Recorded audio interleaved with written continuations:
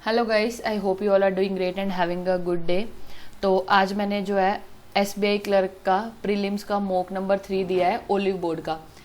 वैसे मैंने SBI clerk का ये अभी पहले बार एग्ज़ाम देना है, लेकिन ओवरऑल ये मेरा दूसरा अटैम्प्ट होगा क्योंकि मैंने इससे पहले आईबीपीएस पीओ का एग्ज़ाम जो है वो दिया है। आईबीपीएस क्लर्क का एग्ज़ाम भी मैंने फिल कर रखा है, लेकिन अभी सबसे पहले एसबीआई क्लर्क होगा, तो उसके लिए मैं ये ओलिव बोर्ड के मॉक जो है वो दे रही हूँ।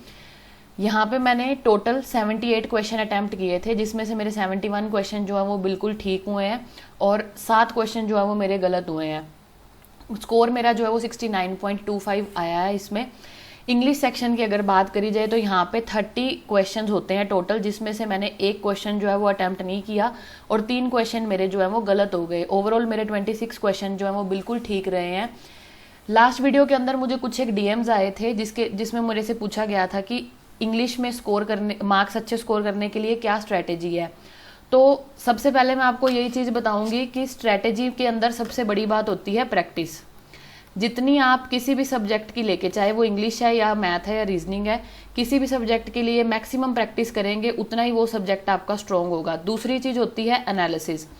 जब आपका कोई भी क्वेश्चन गलत होता है तो उसका एनालिसिस जरूर देखना होता है कि वो पॉइंट कहाँ पे लैक करें हैं हम, क्योंकि हम कोई भी क्वेश्चन अटेम्प्ट करते हैं तो वो सही देख के ही किया जाता है, लेकिन जब हम उसको मैच करते हैं आंसर के साथ और वो गलत होता है तो उसको देखना जरूर होता है कि वो कहाँ पे गलत हुआ है और उसका रीजन क्या है। बाकी लर्निंग पर्पज से अगर चीज़ों की बात करी जाए तो आपके बेसिक्स जो है वो बहुत ज़्यादा स्ट्रॉन्ग होने चाहिए, तभी स्कोर अच्छे आते हैं। दूसरा, एनसीईआरटी जो है मैंने उसको फॉलो किया था 10th क्लास की, क्योंकि उसमें बेसिक्स हमारे क्लियर हो सकते हैं। कोई भी एज सच अगर मैं कहूँ कोर्स परचेज किया था या किसी टीचर को फॉलो किया था तो बिल्कुल भी नहीं। बाकी मैंने 3 से 4 महीने तक अपनी जो है वो प्रैक्टिस है बहुत अच्छे से रखी है। जो टॉपिक वाइज मॉक होते थे या सेक्शनल क्विज होती थी, सेक्शनल मॉक होते थे, मैंने वो सारे के सारे अटेम्प्ट किए हैं। उसके बाद जाके मुझे ये जो है अपने मार्क्स 25-26 के अराउंड जो है वो मिले हैं। अगर मैं आपको एक चीज़ बताऊं कि इस सेक्शन को टोटली अटेम्प्ट कैसे करना होता है तो मैं वो बता देती हूँ आपको। सबसे पहले हमने जितने भी हमारे क्वेश्चंस हैं, सब फिलिंग द ब्लैंक्स जो होते हैं उनको सबसे पहले अटेम्प्ट करना होता है। अभी यहाँ पे आपको मैं मॉक के अंदर भी दिखा देती हूँ कि फिलिंग द ब्लैंक्स क्वेश्चंस कौन से होते हैं। कभी भी आप आरसी को सबसे पहले अटेम्प्ट नहीं करेंगे क्योंकि ये टाइम टेकिंग होता है।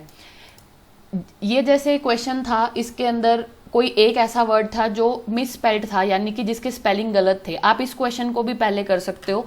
फिलिंग द ब्लैंक्स हो गया या फिर ये रॉन्ग स्पेल्ड क्वेश्चन हो गए, इनको मैं सबसे पहले करती हूँ। इससे क्या होता है, हमारे अंदर कॉन्फिडेंस आ जाता है कि एटलीस्ट एक नंबर बहुत कम टाइम में हमारे पास आ गया है।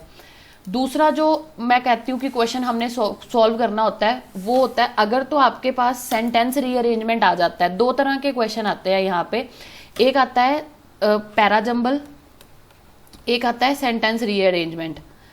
पैराजंबल में हमारे पास 5 सेंटेंसेस होते हैं जिनके क्वेश्चंस भी 4 या 5 ही होते हैं, तो इसको लास्ट में करना होता है, पहले नहीं करना होता। लेकिन जो हमारा सेंटेंस रीअरेंजमेंट होता है उसको हम साथ के साथ कर सकते हैं पहले। जैसे ये वाला क्वेश्चन था, हम इसमें सिर्फ एक एग्जैक्ट सीक्वेंस बनाना होता है, एक ही लाइन में होते हैं ये क्वेश्चन। इसको हम बहुत जल्दी आराम से सॉल्व कर सकते हैं। तो सबसे पहले हम इन क्वेश्चंस को सॉल्व कर लेंगे। ये बहुत कम टाइम में, जैसे आप यहाँ पे भी देख सकते हो 46 सेकेंड में ये चीजें हो जाती हैं। अब ये है फिलिंग द ब्लैंक्स वाले क्वेश्चन, या इसको बोलते हैं क्लोज टेस्ट।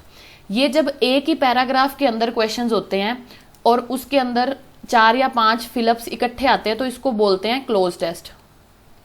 इसको भी हम कर सकते हैं अगर हमारे पास अच्छा टाइम है। तो ये देखो, फर्स्ट क्वेश्चन को अटेम्प्ट करने में सिर्फ 18 सेकंड लगे हैं, ज्यादा टाइम नहीं लगा है।